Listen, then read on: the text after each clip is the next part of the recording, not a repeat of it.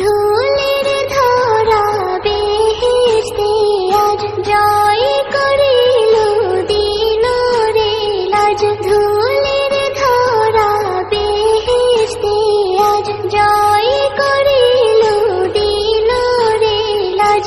আজকে খুশির ঢাল নেমেছে ধূসর সাহারা,